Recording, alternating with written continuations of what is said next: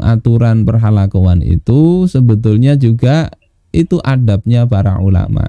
Ini di dalam kitab Adabul Alim wal Muta'allim, bagian awal dari kitab Al-Majmu' Syarah Al-Muhadzabnya Imam An-Nawawi. Pertama kata beliau, saya kutipkan beberapa ndak urut, lengkapnya baca kitabnya. Ayaksida bi ta'limihi wajhallahi ta'ala. Hendaklah seorang guru itu menanamkan niat, dia mengajar itu mengharapkan wajah atau ridha Allah Ta'ala. Wala yaqsidu tawassulan ila gharadin dunyawiyyin, tidak memaksudkan untuk sampai atau mendapatkan tujuan duniawi. Jadi kita jauhkan itu. Ya, dakwah ini bentuk kita ingin dapat ridha Allah Ta'ala, bentuk kita kasihan dengan umatnya baginda Rasulullah, bentuk cinta kita ingin bertemu Rasulullah dengan wajah yang beliau ceria supaya tidak sedih, maka umatnya perlu dibina. Tidak boleh tujuan duniawi ini katahsili malin, seperti mendapatkan harta, au jahin atau kedudukan, au syuhratin atau popularitas, au sum'ah atau sum'ah ingin didengar orang lain. Nah, maka ini perkara hati ini penting, landasan awal ya. Nah, di antara adab guru itu wa minha annahu idza fa'ala fi'lan sahihan jaizan fi nafsil amr walakin dhahirahu annahu haramun aw makruhun aw mukhillun bil muru'ah wa nahu dzalik fayambaghi lahu ayyukhbira ashabahu wa may yarahu ya wa may yarahu yaf'alu dzalik fi haqiqati dzalikal fi'li.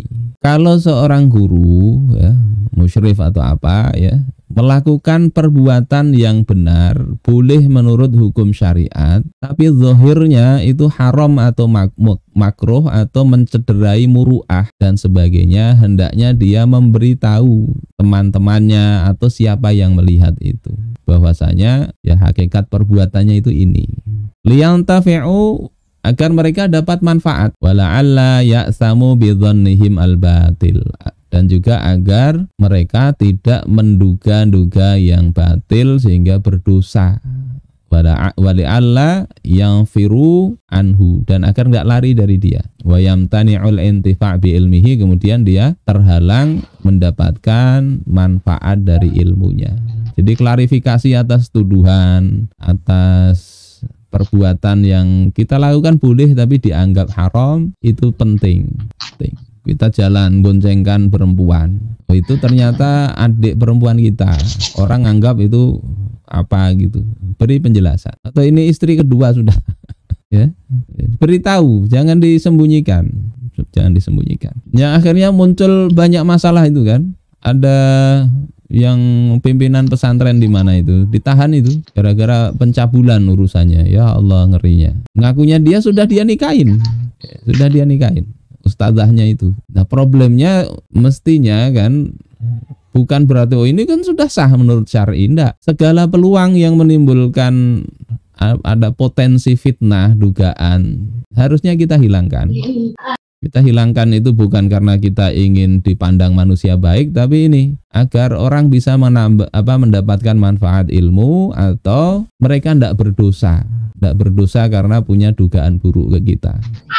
Jadi hal-hal begini penting. Ini hati-hati yang punya murid perempuan dan sebagainya. Nikah siri tidak usah. Kalau nikah mau adil ya terang-terangan, ya, beritahu, minta doa barokah.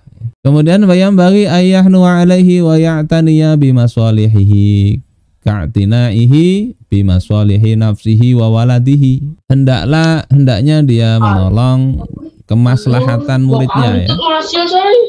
Bagaimana dia memperhatikan seperti perhatiannya terhadap diri dan anaknya sendiri. Ini yang tadi di dalam aturan administrasi ya, posisinya itu seperti kepada anaknya. Wa yujriyahu majra waladihi, memperlakukannya dengan perlakuan kepada anak-anaknya.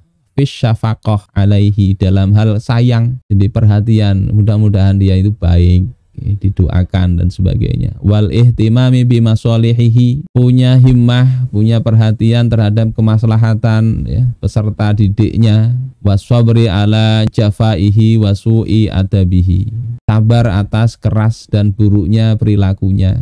Ya, kalau ini masih adabnya kurang, kalau kita sebagai musyrif itu jangan merasa kita harus dimuliakan terus, enggak. Kadang ini enggak kurang adab atau apa, enggak ngerti. Ya sabar ya. Ini sikap guru. Kalau sikap kita sebagai daris jangan kemudian wah guru kan harus sabar, kemudian kita berperilaku enggak baik. Enggak begitu. Wa yambaghi ayyuhibba lahu ma yuhibbu li nafsihi minal khair. Hendaklah dia mencintai bagi muridnya itu apa yang dia sukai untuk dirinya. Apa ini rasa empati. Orang tidak senang begitu, tentu juga kita tidak senang. Imam Ahmad suatu ketika, Imam Ahmad kalau tidak salah ya, mengajar di bawah pohon, dia pas, entah Imam Ahmad entah yang ditegur, ini lupa saya, nanti dicek ceritanya, itu riwayatnya. Gurunya mengajar di bawah pohon, muridnya sampai di kepanasan, ya, maka beliau tegur gitu. Ya tidak begitu, mestinya ya diperhatikanlah murid itu supaya nyaman juga. Ya, sampean kalau sekarang merasa kurang nyaman, mau minum tidak apa-apa. Bismillah. Walaupun ada ulama di antara adab belajar itu bahkan sampai tidak berani minum. Wa yakraha lahu ma yakrahuhu li nafsihi minasyarr. Dia membenci apa yang dia benci untuk dirinya. Jadi murid diperlakukan seperti diri dan anak sendiri. Ini adab begitu. Dan mesti kita munculkan, munculkan itu. Wa yambaghi ayyatafaqadahum wa yas'ala amman ghaba minhum. Dan mestilah dia itu memeriksa mereka. Kalau ndak ada, ini kemana ini? Nah, ini kan di aturan administrasi ada. Ini di kitab para ulama juga begitu. Cari kabar nih kenapa ndak hadir. Bertanya kenapa ndak hadir. Yang bagi ayakuna badzilan wus'ahu fi tafhimihim wa taqribil faidati ila adhanihim. Mestilah berupaya mengerahkan segenap tenaga untuk memahamkan dan mendekatkan faedah supaya ada di benak para anggota yang dibina itu.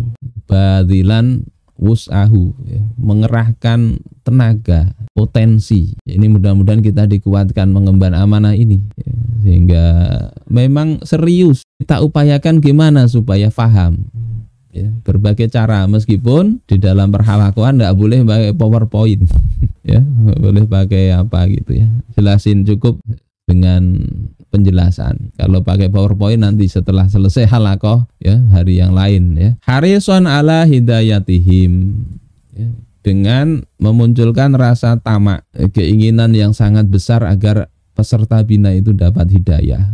Wa yufahhima kulla wahidin bihasbi fahmihi wa hifdhihi. Dia memahamkan setiap orang sesuai dengan pemahaman dan hafalannya. Fala yu'tihi ma la yahtamiluhu. Tidak berikan apa yang nggak sanggup dia pikul.